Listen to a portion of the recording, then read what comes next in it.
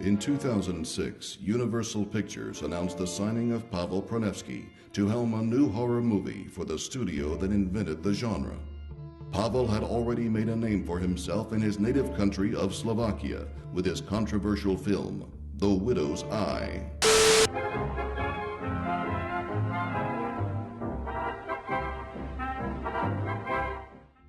Despite rumors of Pavel's unethical filmmaking techniques, production began on the Universal lot on June 6, 2006. The first daily started coming in from the set of Pavel's production. The studio was horrified at what they saw. Soon the internet was flooded with sightings of the mysterious director. We got Norman right there.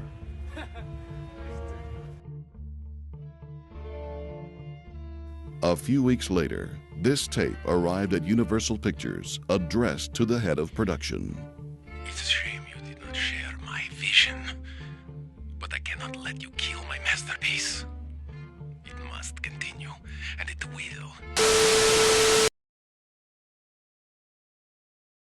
Throughout the years of its long run at the entertainment capital of Los Angeles, Universal Studios Hollywood, Halloween Horror Nights has blown up as one of the most popular haunted attractions in the nation and has terrified thousands of guests each and every year with its spine-tingling mazes themed to some of horror fans' most favorite movies or shows, or even the horrifying scare zones that are filled with tons of monsters each year looking to cause terror and entertain guests who brave the event. After multiple years of the event being non-existent for a couple years after its short run starting back in 1992, John Murdy, who was already working for Universal Studios, decided to get behind HHN and bring it back in 2006. Since then, the creative director and his partner in crime, art director Chris Williams, continue to design mazes and scare zones for Southern California's premier haunt event each Halloween season. So let's dive deep into the very beginning and beyond of how Halloween Horror Nights Hollywood has turned as big as it is today. My name is Scott from SoCal Exploring. Make sure to check us out on social media as well as visiting our website socalexploring.com, and welcome to the history of Halloween Horror Nights Hollywood.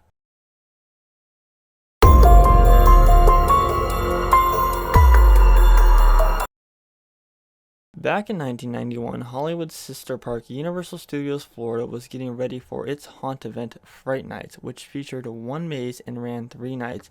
After seeing the success of Fright Nights, Hollywood decided to take a shot at this Halloween event idea, starting their first Halloween Horror Nights the year following in 1992. This event featured 2 mazes, the Maze of Maniacs and Nightmare Alley. The event also featured the Terror Tram, which actually came before Fright Nights in 1986 but wasn't a huge success. Various shows throughout the night went on, such as Penn and Teller and the Carnival of Carnage. Though the expectations were high for the event in Hollywood, it did not prove to be as successful as Fright Nights did over in Florida. This could be due to the fact that the event in Hollywood was mainly shows with only 2 haunt-related attractions at the time. After their test run, 5 years later, in 1997, the theme park decided to give it another go, but this time with 4 haunted mazes and only 4 shows, which were a lot more fit to the theme of Halloween Horror Nights than the previous 15 shows that they had in 92. Mazes such as the Area 51 maze, which took you into a setting where there was aliens in cold storage that were running amok and seeking to wreak havoc. The event also featured a classic Monsters maze and 2 others titled Monster Aquarium and Crypt Keeper's Film Vault. Although there were not yet any scare zone, this event still proved to be a much more successful event than back in 92, and because of this, Halloween Horror Nights returned to Hollywood in 1998 with 4 brand new mazes, well, kind of new, as this year's mazes seem to be spin-offs of the previous years, with classic creatures features, the Crypt Keeper's Screening Room, Alien Assault, and Freaks Maze. Universal kept the ongoing theme of shows that would fit nicely with the event, bringing back Bill and Ted's Excellent Halloween Adventure, which later became a staple to the event each year, and also bringing back the Carnival of Carnage. In 1999, the park saw the growing popularity of their theme park event and decided to bring in an additional maze, totaling 5 mazes at the event, all which were much more heavily themed than the years prior. This was also the year that Universal gaining inspiration from the hit film The Mummy that released that year. the maze had extreme detail and opened up a door to Universal for them to start using more movies as themes for their haunted mazes. Universal also designed the first original musician-based maze based off the popular musician Rob Zombie, called The Thrilling, Chilling World of Rob Zombie, which sent guests deep into the realm of Rob Zombie's brain where the dead showed to reign supreme. This led to the park to have Rob return for the 2000 event, but this time with a maze based off his hit movie The House of a Thousand Corpses, which was originally filmed back in 2000 but did not debut in theaters until 2003 due to Universal Pictures buying it. The park also designed a maze based on WWE wrestler The Undertaker and added another intellectual property based experience with Buffy and Angel, Hellmouth Haunt, based on the Buffy the Vampire Slayer, all while bringing a total of 5 mazes to the event and debuting their first Scare Zone nightmare creatures. But as the creative team started to lose interest in the idea of HHN and the event started going downhill, Halloween Horror Nights did not see the light of day in Hollywood for another 6 long years.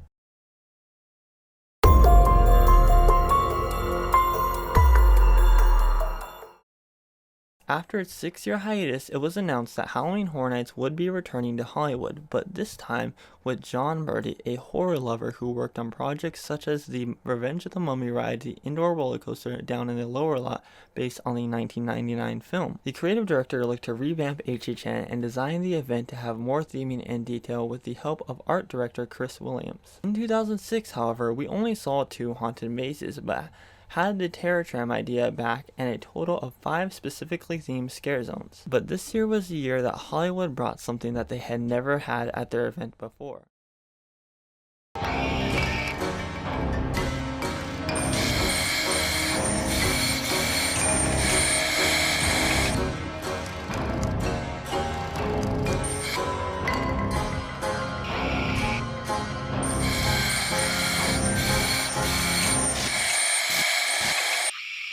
The director, the event's icon for that year, was obsessed with filming victims being tortured in the cruelest ways possible, was Halloween Horror Nights Hollywood's first ever icon. Paulo, the director, first appeared at HHN 13 over in Florida and was used in many of their events for future years. Hollywood's Terror Tram was based off the director as well, titled Terror Tram, Director's Cut, which took fans to a casting of his underground film that was holding an open casting call for all the people on the tram as they encountered killer clowns and zombies along the way. Dawn of the Dead, Old London, The Black Death, Deadwood, and Studio Center were the featured scare zones for 2006, as well as the Asylum and Universal's House of Horrors being the 2 mazes. The grand return of Halloween Horror Nights proved to be a big success with Murdy at the head of the event. It opened a door for the future that was about to come. In 2007, we saw the return of Bill and Ted's Excellent Halloween Adventure as it took a break in 2006, which spoofed that year's pop culture that was going on, featuring the 2 characters,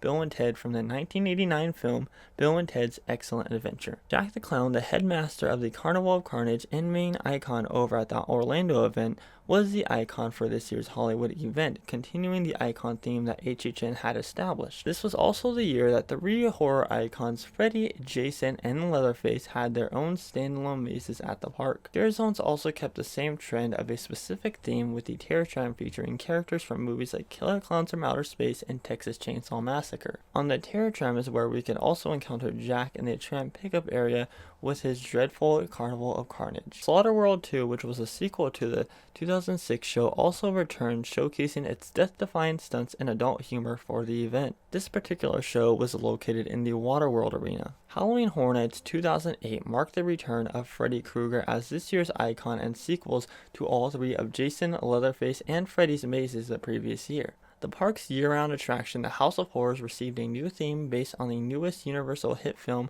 The Strangers. The Scare Zone concept stayed the same with the new themes, but this year hosted a total of 7 horrifying scare zones. One of the park's biggest attractions, Jurassic Park the Ride, also received a seasonal overlay, which was now called Jurassic Park Nightmare, and took guests into the land of bloodthirsty dinosaurs that have broken out of their enclosures. Moving into 2009, Universal introduced an all-new icon from the Saw series. Billy the Puppet turned Halloween Horror Nights into his own game where people who braved the event would have to win against the monsters of cinema.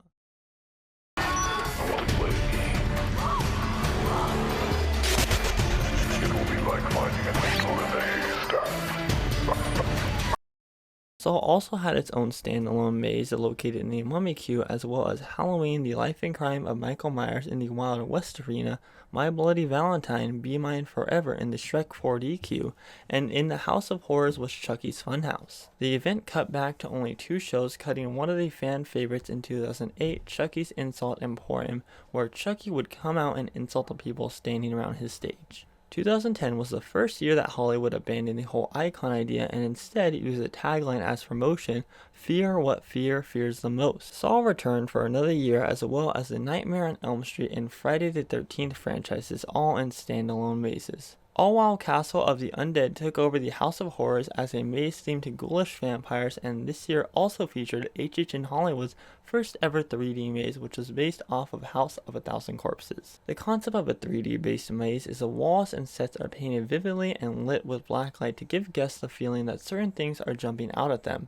Chucky also returned with his very own terror tram, and Bill and Ted's Excellent Halloween Adventure was a staple at the event, being the only show left. The ancient Spanish tale of La Llorona also made her way into HHN in her very own scare zone, but it would not be long before she had her own standalone maze at the event. La Llorona the maze was placed in the Shrek 4D queue and told the legend of the woman that was doomed to walk the earth for eternity after drowning her children. The lineup for 2011 consisted of mazes like The Thing, Hostel Hunting Season, Alice Cooper, Welcome to My Nightmare, The Wolfman, and the return of House of a Thousand Corpses for its second consecutive year, and third year at the event in general. The event had the overall theme of Ghostface being one of the scare zones and the theme of this year's Terror Tram as well. As we approach the 2012 season, Universal announced that AMC's The Walking Dead, a wildly popular zombie show, would be featured on the Terror Tram and in its own maze.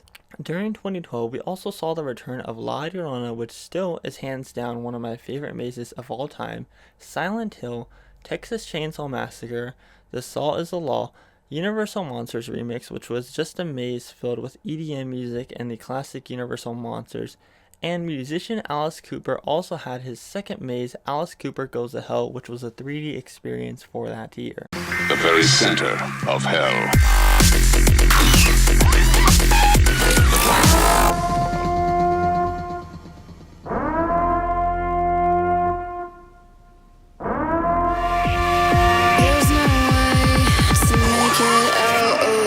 Howling Hornets 2013 experienced a little controversy with its new scare zone, The Purge, Survive the Night, causing Bill and Ted's Excellent Halloween Adventure to form the final show at the end of the 2013 season, and Universal starting to take more and more adult humor aspects out of its event. This was something that Universal Orlando didn't seem to care about, but disappointed Hollywood fans a lot because of the end to such a great show. The Walking Dead stayed a part of the Terror Tram, and HHN started to stray far from the idea of original based mazes and incorporated more intellectual properties at their event. The year of 2014 marked an addition of one extra maze, bringing a total of 7 mazes to the event compared to the normal 6. The lineup was also overpowered by properties compared to originals, with Alien vs. Predator, The Walking Dead End of the Line, From Dusk Till Dawn, An American Werewolf in London, Dracula Untold, Clowns 3D, and Face Off in the Flesh, which featured characters featured in the makeup competition show Face Off. There's no show for this year's event, as Universal was looking for something to replace the popular Bill and Ted show, yet still stay true to the event, bringing in one that would fit the theme of a Halloween event. And after their search for this particular show, it was clear that they did not succeed with the theming aspect of it, bringing America's #1 dance crew, the Jabberwockies, in 2015. Although the show is fun and gets everyone's energy going, the majority of the fans that had grown so large disliked it and thought that it had no theme at all. During this time, Michael Myers had returned with his own standalone maze in the Parisian courtyard area, and both The Purge and The Walking Dead were still being featured at the event in both mazes and scare zones. Fans were also disappointed at the fact that Alien vs. Predator returned as a maze, but it was the exact same maze as it was in 2014. 2015 was also the year that people attending the event began to see the quality of the Terror Tram go downhill, but it wasn't long before 2016 came around, and is considered by many, including myself, to be the best year that creative director John Murdy has ever put together.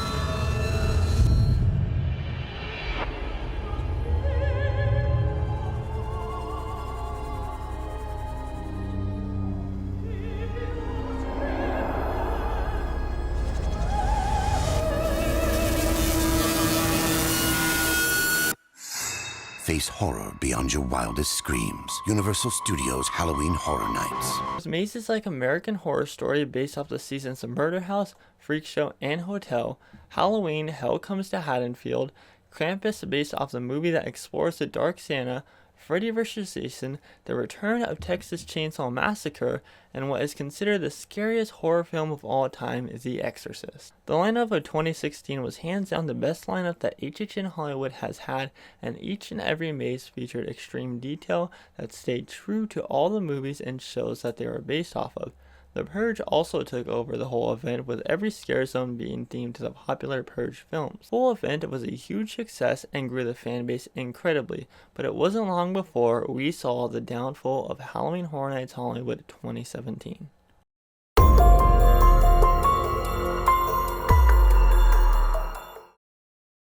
After its amazing run in 2016, Halloween Horror Nights experienced something called Black Walls.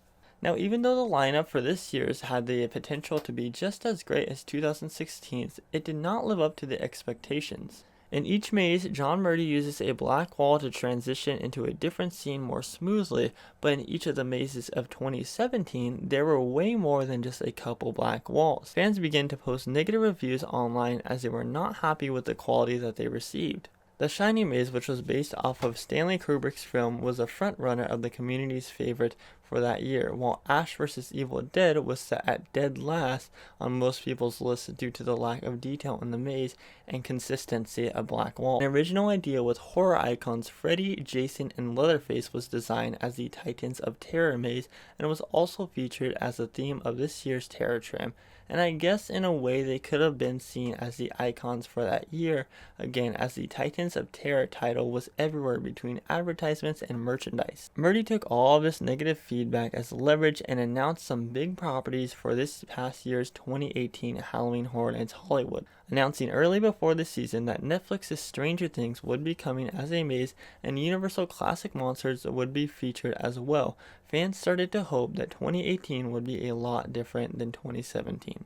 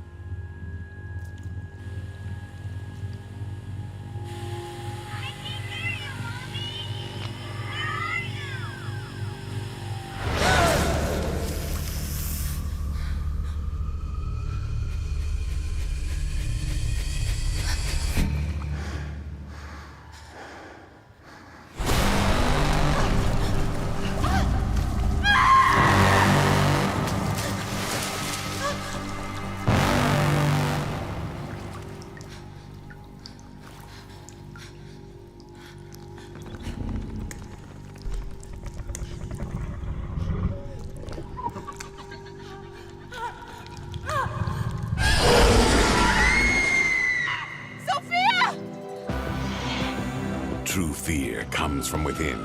With the killer lineup of Trick or Treat, Halloween 4, The Return of Michael Myers, Horrors of Blumhouse, Poltergeist, and the first Purge, the event drew in thousands of guests and had amazing detail in each and every maze. Even the Terror Tram, which was themed to a horrifying Koodles the Clown, was a big hit in 2018. Which now leads us to where we are now, and sadly from what we have seen, the Terror Tram will not be returning for HHN 2019 for its first time in 13 years. But we are happy, however, that last year's was a good way to send it off. As of right now, Halloween Horror Nights Hollywood 2019 is shaping up to be an even better year than 2018, with mazes already announced like Frankenstein Meets a Wolfman, Holidays in Hell, and Stranger Things 2. HHN Hollywood has grown tons over the years and has built a very large community around it with updaters and fans galore, and John Murdy has pulled off some of the best experiences for Halloween time than anywhere else, making Halloween Horror Nights Hollywood one of the most visited attractions in the world.